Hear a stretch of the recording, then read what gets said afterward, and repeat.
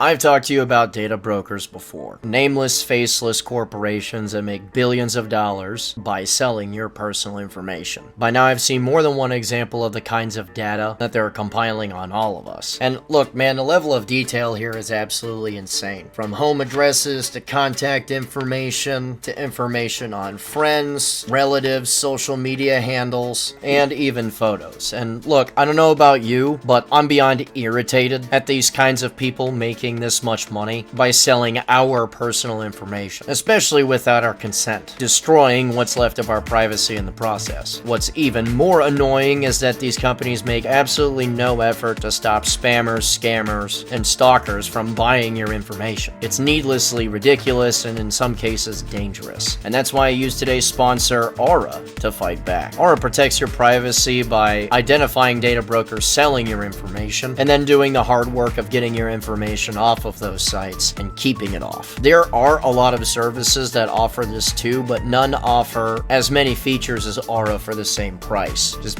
period. There are entirely too many features to note, but I personally really appreciate their real-time fraud alerts for credit and banking. $5 million in identity theft insurance protection is more than a little bit of comforting, as well as the 24/7 monitoring and their US-based support, which is available around the clock, especially if anything goes wrong. I carry and train to keep my family safe on the street and never mind their digital footprint, which is why I use Aura. So frankly, if we're talking about overall security, this is something you should really consider. Again, try Aura free for 14 days at aura.com/regularguy. As far as things go here, we really do appreciate their service, and I'm pretty sure that you guys would too, which is why I'm so grateful that they're sponsoring us. So you should check them out. Links are friggin' everywhere. And before we get back to this video, I'm gonna go to the gym and probably change my shirt. Alright, so I've been teaching and doing my own thing for actually quite a while at this point, and I've seen a lot of different memes of guys that are like, hey, look at this dork trying to buy a skill and all this other nonsense, right? And the thing is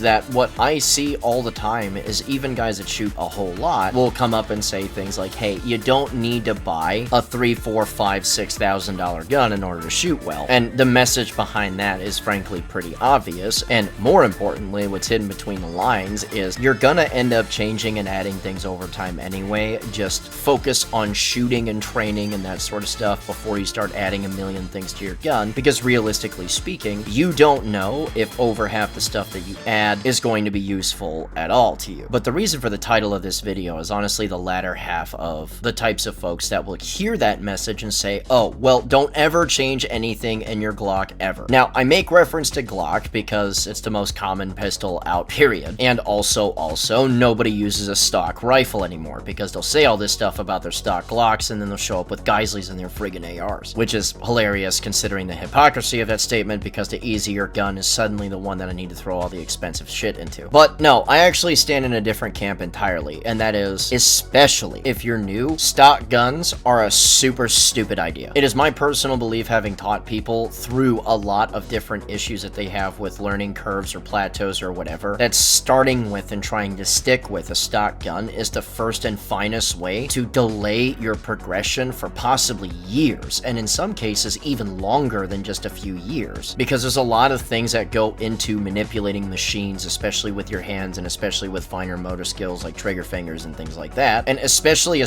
when we're trying to talk about developing hand-eye coordination and how to make your body properly manipulate a machine. You know, some people look at the title of my video and figure that it's clickbait, but no, I actually believe this. Leaving guns stock, especially if you're new, honestly, is a supremely stupid idea. Now, of course, I can't just say this and not back it up with any information, so let's go ahead and get into that now.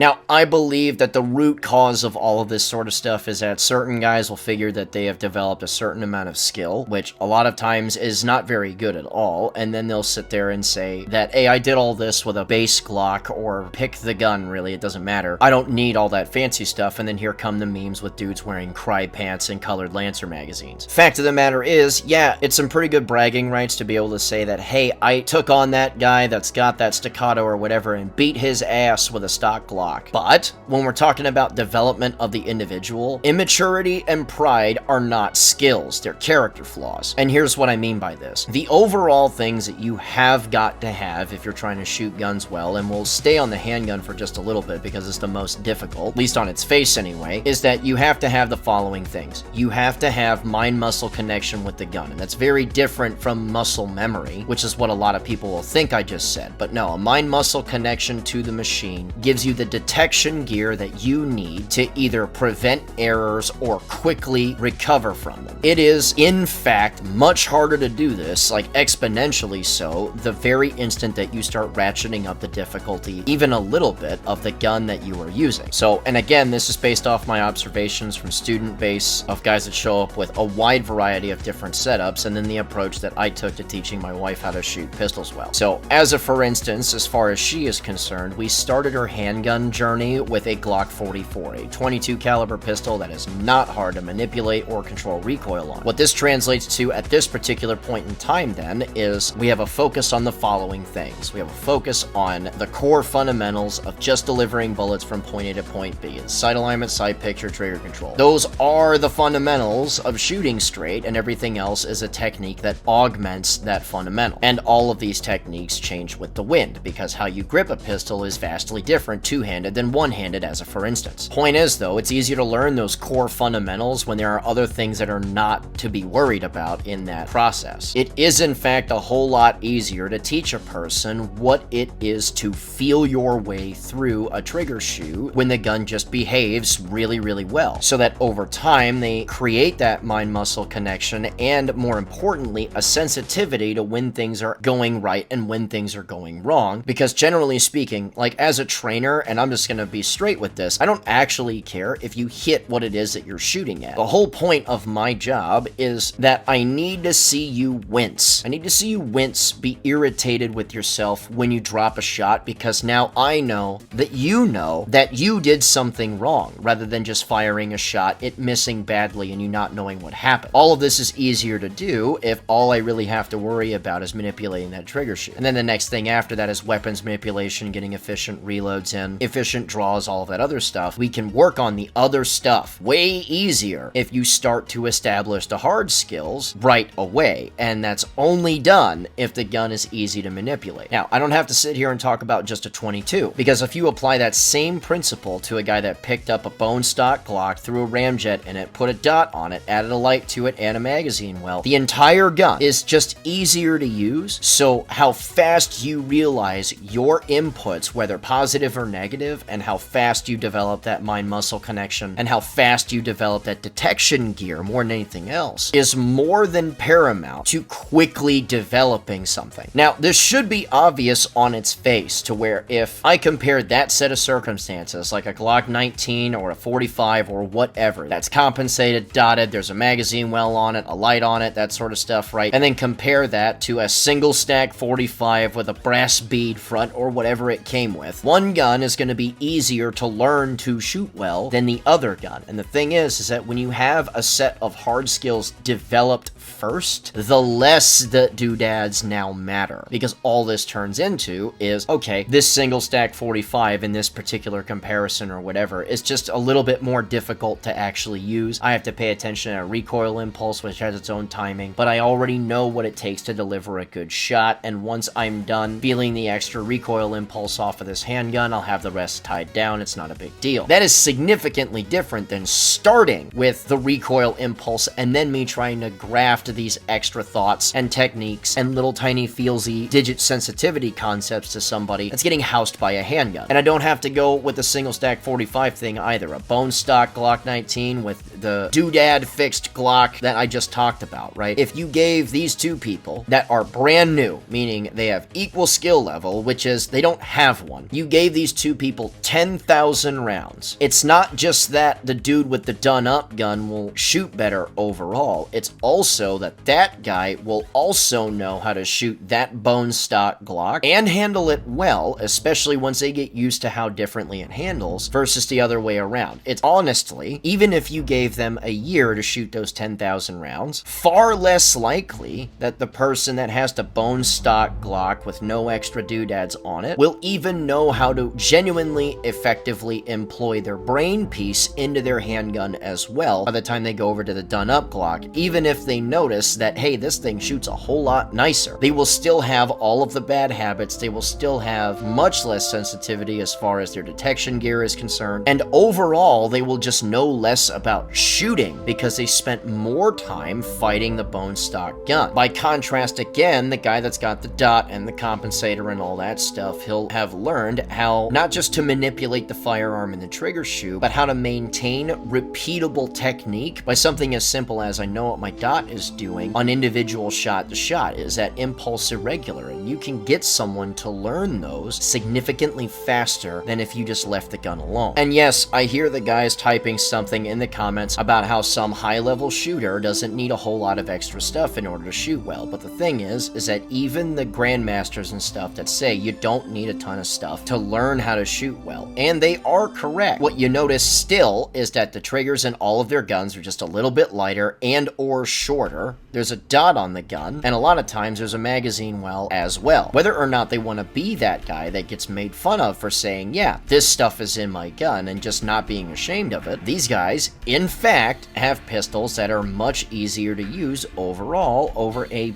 base level, whatever it is that they're using. Facts are, and I'm speaking to the new person here especially, or the person that has an interest in guns or wants to develop or whatever, when a guy shows up with a bunch of stuff added to a gun that enhances the pistol, I get excited for a variety of reasons, because A, if what he has bolted to the gun is quality stuff, and we'll talk about that in just a second, but if that is quality stuff, what's gonna happen is that I'm going to be able to dig into the minutia of shooting well far easier than I would have otherwise, because generally speaking, I see people come through and they all have very similarly done up setups, where the trigger's a little bit nicer, there's a dot on the gun, and there's a gun light on it all the time, and that's great because it's easier for me to get into your head about the little stuff that you need to dig out in order to shoot well. By contrast to this, especially in the earlier years of the schoolhouse, we had a lot of guys show up with bone stock guns, and it took, in some cases, years to get into their head why it is that leverage, friction, and a particular manipulation of the trigger shoe is really, really important, and what it was that they were doing was not that thing. Meaning, even if they took up the slack, got to the wall, and thought they were running a straight press to the rear, they can't see what's going on because they don't have dots in front of their faces, but what's happening the whole time is that they get to the wall and then just blam all the way through it. And it's much harder to broadcast this to somebody, especially in the moment when they can't see what's happening in front of their face with that dot or whatever. Sometimes they feel it in their wrists or their shoulders or whatever, but it's much harder to teach overall, and it takes far, far longer to finally get into somebody's head, hey, here are the barriers that you've been stuck at the whole time. Now, as far as the argument between leave it stock or don't leave it stock for brand new people is concerned, or like new-ish, or intermediate folks, that's the most charitable position to actually give this. And that's the real reason behind why I wanted to do this video in the first place, is that simply, it is as simple as this. The easier the gun is to handle, the easier it is for you to learn how to manipulate the machine. So a more difficult machine afterwards, once you've learned the beginning things, is much easier to get a grasp on, and it's not that big of a deal. Therefore, in a lot of cases, a lot of the modifications that people do or that people sell start to matter less overall, because you learned how to shoot well with all the extra, and then you learn how to shoot well with the less extra. So at that point, it doesn't matter that much anymore, even if it's plainly obvious that, yeah, the nicer stuff is going to make you perform. Even if it's a little bit, it's still better. But, of course, there is the other half of this discussion.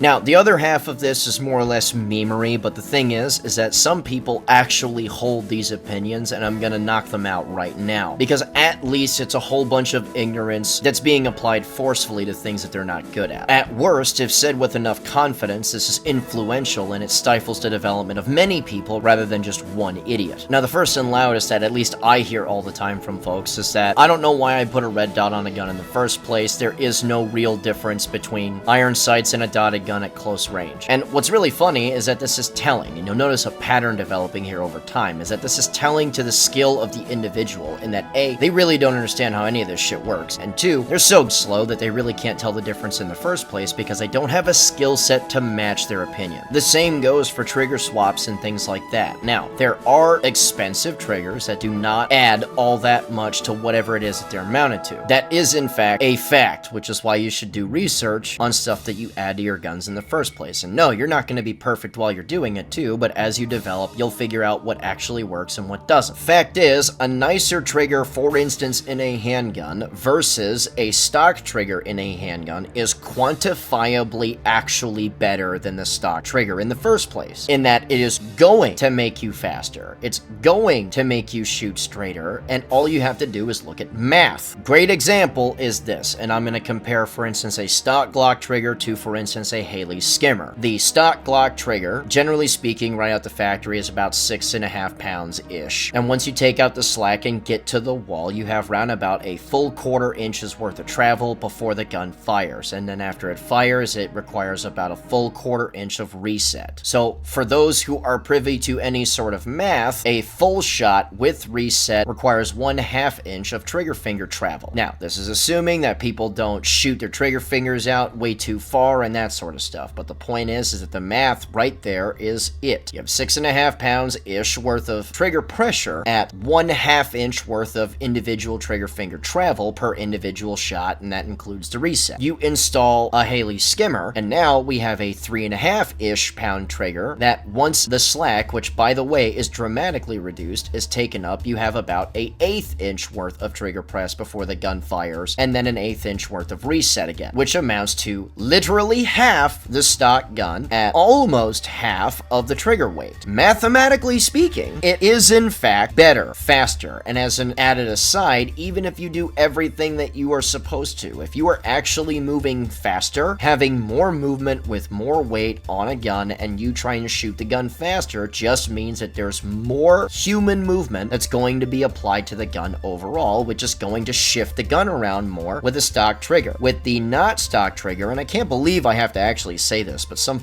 is going to make me say it in the comments anyway, so I'm just going to say it in the video. Less movement overall means less movement on the gun, especially if you're trying to shoot faster, which you might be if the dude is in your face and you're trying to put a bunch of bullets into him to make him stop. All this means is, mathematically speaking, and especially the chances of you shooting tighter and faster, is significantly better once you have the better thing in the gun. So for the guys that say there's no difference between stock guns and done-up guns, actually do not have the skill, knowledge, or experience to sit here and tell anybody really anything. Because some of the best shooters in the world that tell people, hey, maybe chill out on spending so much extra money on extra stuff, and they're right, will still use nicer triggers and dots on the gun. This is not that hard to figure out. The other half of this is the inferiority complex that a lot of these guys have, where it's like, it's a 9mm pistol. What do you need to compensate it for? What do you have problems controlling recoil? And my answer to that, generally speaking, is what makes you look more like a bitch? Ass shooting with a stock gun or shit hot shooting with a not stock gun? Yeah, they're the extremes of both, and if you have equal skill, you can make both perform well. But the fact is that there is nothing that talks louder than your ability to perform. And if you get there just a little bit faster by using guns that you did up for you based off of what it is that you think you need, which will change like the wind, then great, cool, that's how it works. The next part of this is the same morons trying to say the same shit over and over again, year after year, saying, I don't need all that extra complicated shit on my gun, it's an extra failure point. Well, electronics and pistols shouldn't exist together. They say this shit about rifles too, but less so because, again, nobody leaves their rifle stock anymore. But this excuse is just as stupid as the last two, and that's what it is more than anything else. It's just an excuse, and that is this. If you perceive anything that gets mounted to a pistol as complicated, you're a dumbass. The kind of dumbass that thinks that somehow it's a complicated task to press a friggin' slide lock lever, and then would just advocate to come over the top and jack the slide every time. And it's because you're selling everyone else's brain piece short, because yours is so stupid that you can't just press your thumb down. So I could actually see why to these individuals a dot out in front of their face on a handgun would look like magic. But the fact is that generally speaking, the mere mention of complication when we are talking about anything gun guy related mounted to pistols or even rifles, unless we start talking about thermal optics and that sort of shit, because you have to like navigate menus in which all you have to do is learn how they work. This is the clearest indication that this,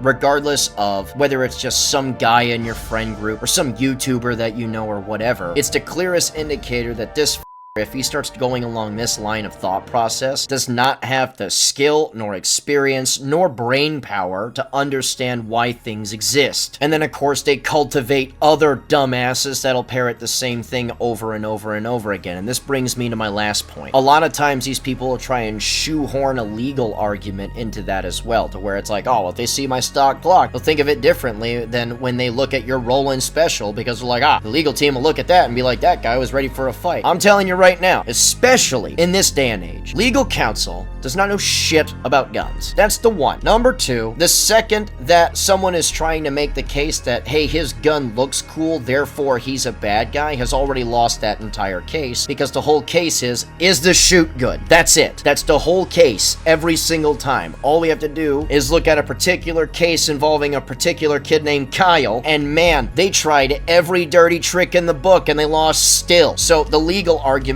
is just not real, and for some reason people are making it still, even now, which makes no friggin' sense. And the third point on that is, I would like to be alive because the gun I was using handles really well, I know it intimately, and I shoot it all the time. The further arguments that I would have to make for myself after this, because, you know, we're talking about individual self-defense, is all icing on the cake because I get to make those arguments, because I'm alive. And what's even more funny than all of this attitude spills over into, again, even more dumbasses, and these people start to get really, really judgmental over anything that anyone else does to their guns. Now, I get it, banter, I get it. If you mount silently to your guns, you're stupid, but if the decisions that you make are well-founded, if they're well-researched, and if you use the tools a whole lot, here's the real secret about this. It's your gun. Which means when people come after you for adding things that you individually want because it will help you, all that really makes them is a bunch of dumbasses that are telling on themselves because they don't actually use the equipment that they proclaim to. So I'd so much rather take a $400 RXM and turn it into a $1,700 rocket ship than listen to any guy that still has excess big dots on his gun and proclaim that he's a solid shot. Because having seen this character more than once, and then once we start to go through individual evaluations where like you get to like do math and score things based off of your individual fundamental competencies, these guys, and I'll just say it straight, never ever do well. So I'll wrap this whole thing up by saying this. I'm not going to tell you to keep your guns bone stock. The only thing I could ever possibly say is do good research when you're trying to look for reviews and things like that on pieces of equipment. You ought to pay attention to the reviewers themselves, because I know that if I'm looking for a review on a particular thing, dude says that he's used it a bunch and there's no finish wear on his gun at all, I know not to trust that. I know that unboxing videos are actually worthless. I know that if I'm watching a particular review on a handgun or optic or whatever, and dude does not start going into autistic detail about the minutia of the thing that he's looking at, like for instance Nightwood Guns goes into tons of return to zero depth about handguns and all the little tiny user interface things that he gets into when he's talking about optics, I know that the dude has actually used a piece of equipment. You don't even have to look at me for this sort of thing. Although you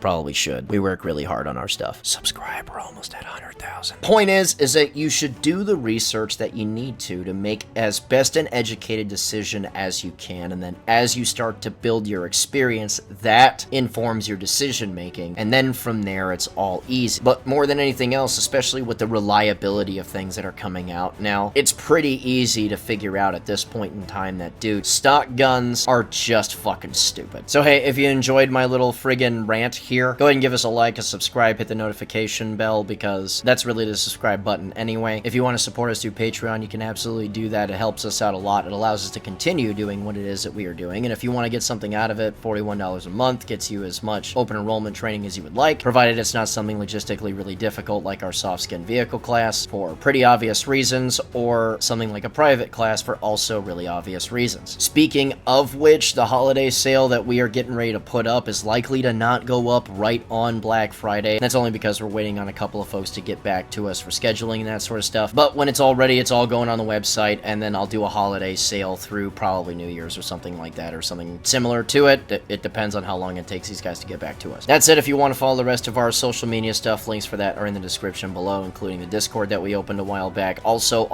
I'm on Rumble now, so for those of you that care about that sort of thing, we set up a second little landing pad in conjunction with this, just so that we could have a second place to land. And also, if you're a teacher or a school resource officer that's presently doing the job, we train you guys for free forever. So we'll have to do a little bit of back and forth as far as credentials go. No, I'm not calling your employer. I would never do that. That's a bullshit thing to do, and I'm never going to do it. But once we more or less figure out, hey, you actually do that job, you can just enroll in basically whatever it is that you want, unless it's a private class for a really obvious reason. But we do that for you guys forever, so if you want to hit us up for that, I'm really easy to contact. And now that all the plugs are plugged, remember, a regular guy's firearm is the last defense against tyranny. Be easy.